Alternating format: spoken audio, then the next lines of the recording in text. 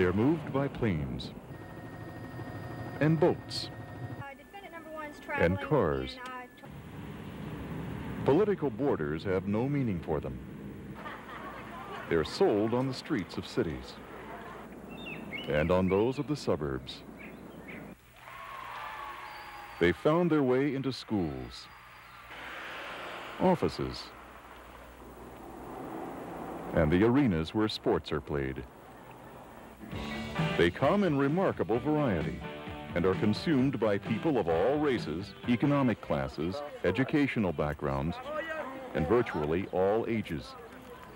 They are illicit drugs, a business whose size and dollar value can only be estimated, a business that has become deeply ingrained in our time, place, and society, a business the federal government has been fighting for over 60 years. Today, the lead agency in that fight, the one responsible for the development of overall federal drug enforcement strategy, programs, planning, and evaluation, is the Drug Enforcement Administration.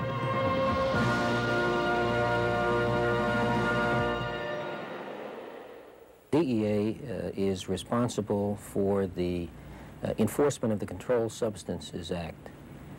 Drug law enforcement has a long and distinguished record here in the United States, beginning back in 1915 with the passage of the Harrison Act. And drug law enforcement has undergone some changes, but the mission is one that anyone associated with drug law enforcement can be very proud of. The headquarters of the Drug Enforcement Administration in downtown Washington, D.C. From this building, an agency made up of 19 field divisions, 5 district offices, 96 resident offices, and offices in over 60 cities in over 40 countries is run.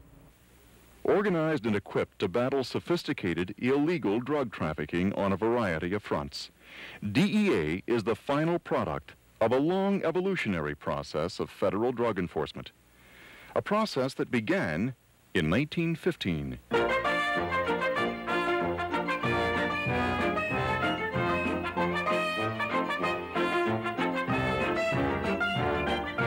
1915. Step back in time to the United States in that year. World War I was being fought in Europe, but that was a distant conflict to most Americans. Here, life was still slow, even though cars were on the highways, planes were in the sky, and cities were growing fast.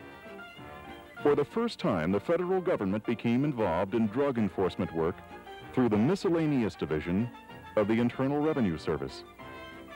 162 agents served in that division, whose regulatory responsibility included control over oil margarine, adulterated butter, filled cheese, mixed flour, cotton futures, playing cards, and narcotics. 10-4, I got target in sight. The Roaring '20s were a time for new heroes, new dances, new music. There were enormous changes in how people lived and thought. It was an era of optimism and fun. Through most of that decade, from 1920 to 1927, federal drug enforcement activities were carried out by the Narcotics Division of IRS's Prohibition Unit. In 1920, it had 170 agents and a budget of $500,000. In 1927, the Narcotics Division was placed under the Bureau of Prohibition. It stayed there for 3 years.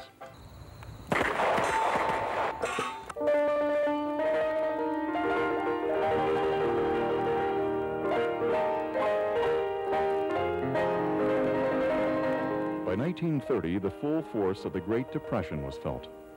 The country's spirit and economy, so vibrant during the 20s, were shattered. Even in these, the worst of times, federal drug enforcement remained a necessity.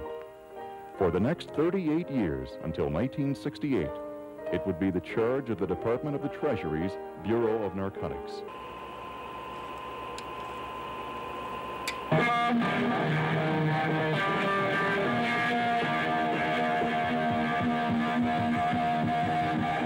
The late 1960s were a turbulent and bitter time in the United States, a period of stress and rapid change. In 1966, the Bureau of Drug Abuse Control, Food and Drug Administration of the Department of Health, Education, and Welfare was formed. It lasted until 1968, when the Bureau of Narcotics and Dangerous Drugs was established. It functioned for 5 years. In 1973, President Richard Nixon stated that his administration had declared an all-out war on the drug menace. He urged consolidating all federal anti-drug forces under a unified command to more efficiently carry out that war. Those forces were consolidated, and from that consolidation emerged DEA. The mission of DEA in relation to state and local law enforcement entities is to work with them in coordinating investigations to ensure that not only the highest level of the trafficker in the country, but also those levels of traffickers which impact upon state and local authorities are involved in a coordinated effort. The mission of DEA is international. Not only are we responsible for drug law enforcement as the lead drug enforcement agency nationally, but we are also international in scope. We have offices in 63 cities, in 43 foreign countries, and have liaison with many other countries in which we do not have a DEA presence. Today's headlines make clear that the war on drugs that President Nixon declared in 1973 is still being waged, that the agency created then is at the cutting edge of that conflict, and that its special agents, over 2,200 of them, are on the front lines. When you become a DEA agent, in every sense of the word, it's what I am, not what I do. It's not a job. I interview people for the job and I explain to them. We get paid a pittance for 10, 15, or 20 hours a week overtime, but what you're going to do in your 20-year career is you're going to put 40 years in, maybe 50. That's all a sign of what you are sacrificing to become a DEA agent. And we all do it, and we all love it. The majority of my career I spent doing undercover work. I'm particularly enamored with undercover work because it combines an odd element of a combination of skills. It appeals to my sense of challenge. And working undercover, I've run into some hellacious situations. One they happened to capture on film, which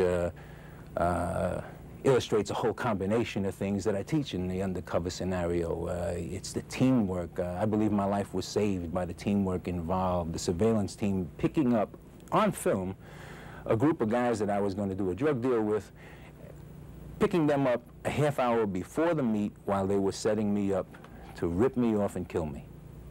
And because Mike Levine lives, there are thousands of people who have lost thousands and thousands of man-years of their life in jail, and I believe thousands live because of what I did. The undercover type of work that we do is one of the most dangerous work in law enforcement. Every time you, or every time that I go work undercover, my body chemistry changes. My adrenaline begins to pump. My hands begin to sweat. My stomach, I feel butterflies in my stomach. There's just a lot of things that takes place just before I go undercover. 5150 rolling down the strip. 5150 rolling down the strip. DEA is going to take a little trip. DEA is going to take a little trip. It's our goal to prepare the best agent we can to put on the street, both in terms of his knowledge of the job, his physical fitness to carry out his duties, and to have the proper mental conditioning and mindset to do this job. But most importantly, what we want to do is to prepare the agent so that he can do his job in the most beneficial manner to the public and also to safety for himself. It's very important today with the more complex investigations, with the violence in the drug community, that our agents are prepared and are thinking safety. This is a basic agent trainee. We go through a 13-week school, which comprises academic courses such as law, search and seizure, undercover operations, and also drug identification. We also have a physical training program, which not only do we do calisthenics, but we also go into defensive tactics. When I think back upon undercover training specifically, there's classroom and practical, and both are crucial in carrying out the job. You not only learn the aspects of performing undercover work, but practical training gives you experience that you can adapt to a real-life situation. Another phase of training that's crucial to the job is report writing, preparing reports, preparing and developing a case jacket, so that when you do take it to a U.S. attorney, you can present your case in a manner which allows the U.S. attorney to develop his strategy, his or her strategy, when it comes to trial. El Paso Intelligence Center. Your name? Okay, the control name? El Paso Intelligence Center. This facility, the El Paso Intelligence Center, is an intelligence clearinghouse for drug enforcement information, the kind of information that is vital in any war. EPIC provides a unique form of continuous intelligence support for federal, state, and local investigations. An interagency effort led by DEA. This remarkable operation, state-of-the-art intelligence gathering and dissemination, is indicative of DEA's emphasis on timely, accurate data in support of its special agents. One of the real advantages to the investigator in using EPIC is that while he may have access to the databases of his agency and can make that check, if he were to contact EPIC and make an inquiry here as he's developing his case, it would be like a one-stop shopping center. He would be able to do a multi-database check all at one time. One particular case which comes to mind was the seizure of 1,900 pounds of cocaine from a small yacht that was put on lookout by my office. The information was received by the Barranquilla resident office and passed to the El Paso Intelligence Center, who in turn passed it to the U.S. Coast Guard as a lookout. About 1 week following the initial issuance of the lookout, the U.S. Coast Guard located the vessel, boarded it, but were unable to locate the cocaine. Later, the Coast Guard called EPIC, who in turn called me to verify through our source that in fact the cocaine was on board. I did so, returned a call to the El Paso Intelligence Center, who in turn recontacted the Coast Guard, who in turn reboarded the vessel, decided that that they would seize the vessel and take it to the Guantanamo Bay Naval Base, where they would conduct a further search, a more thorough search. In Guantanamo Bay, they searched the vessel and discovered the 1,900 pounds of cocaine and arrested the 3 people on board, one of which was a DEA fugitive. Not all drugs are illegal. In fact, many controlled substances are illegal. Their manufacturers, distributors, and dispensers, however, are required by the 1970 Controlled Substances Act to register with DEA, an essential factor in stopping the diversion of such substances into illegal markets. The role of the diversion investigator with the Drug Enforcement Administration is to monitor and register the legitimate authorized handlers of controlled substances. There are approximately 300 investigators nationwide in the division and headquarters offices monitoring the activities of approximately 700,000 registrants. Those registrants include manufacturers, distributors, methadone treatment programs, doctors, and pharmacies primarily. The job of the diversion investigator on a cyclic or routine basis must investigate the activities of certain manufacturers and distributors at least once every 3 years at the request of state agencies or on a as-needed basis. Doctors and pharmacies would also be visited to determine that they are in compliance with licensing requirements and that they are not diverting the substances.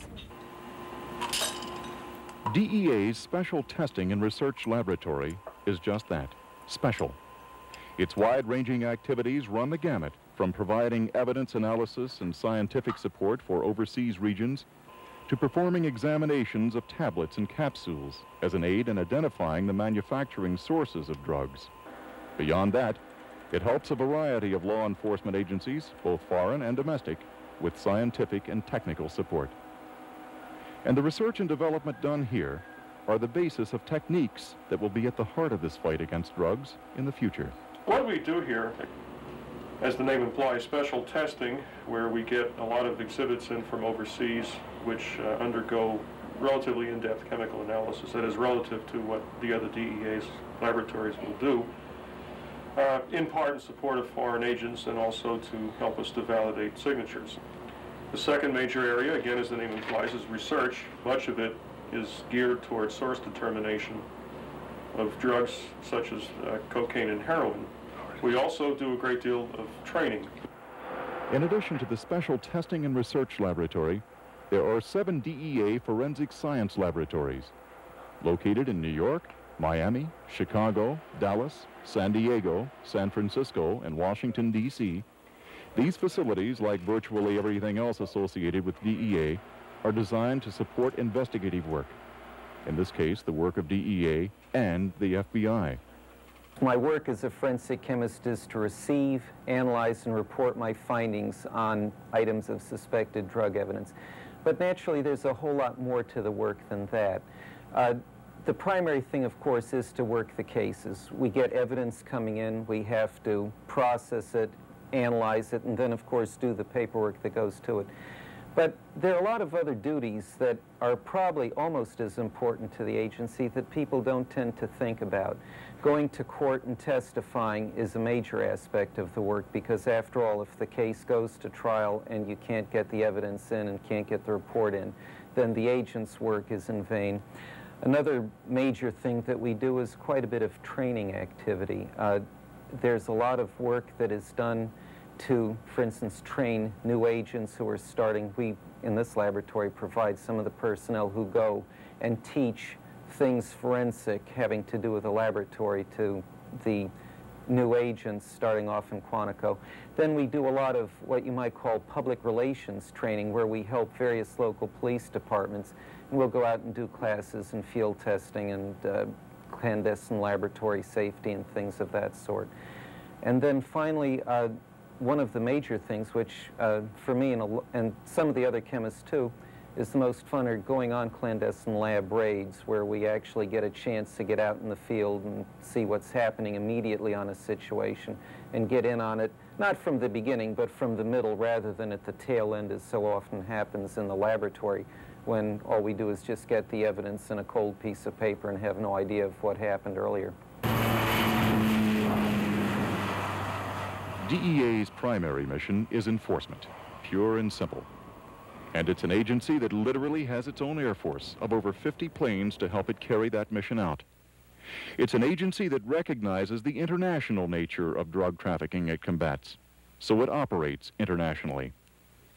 It's an agency charged with bringing to the criminal and civil justice system of the United States, or any other competent jurisdiction, organizations and their members involved in the growing, manufacture, or distribution of controlled substances appearing in or destined for illicit traffic in the United States. In short, DEA seeks to arrest as many major drug traffickers as it can. To do that, to do it successfully, requires a coordinated team effort, one in which operations receives the ongoing help of a strongly motivated and effective support staff. DEA has such a support staff. Because it does, its complex and difficult mission is efficiently accomplished, and that mission can take more than one form.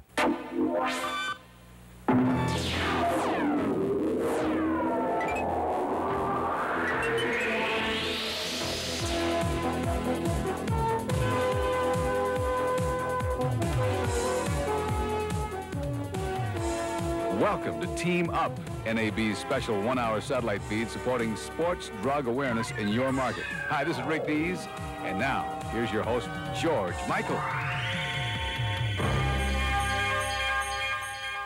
You know, with the death of Len Bias, a gentler side of DEA's responsibilities is made up of a combination of ambitious and hopeful programs designed to reduce the demand for illegal drugs by encouraging people in as many ways as possible to say no to those illegal drugs when they're offered. We want you to say no, and we want you to know why that's the right decision.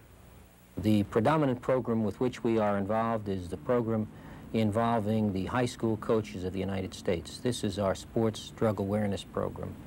We have coordinated our educational efforts with the High School Coaches Association, where we work with some 48,000 high school coaches who directly impact upon 5.5 million youngsters. In addition, we bring in professional athletes to work with us so that they, as role models, can work with youth in order to get the anti-drug message across. The world of illicit drugs is a cruel, harsh, and dangerous one. It is also lucrative, almost beyond imagination.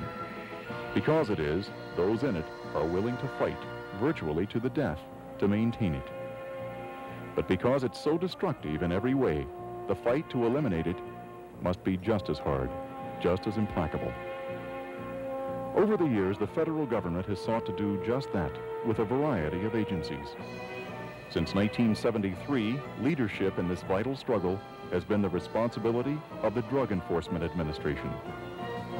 The price of that leadership has been very high for some of those who have stepped forward to shoulder it. But DEA and its special agents, backed by dedicated professional technical and support personnel, has always understood why that price, however tragic, must be paid.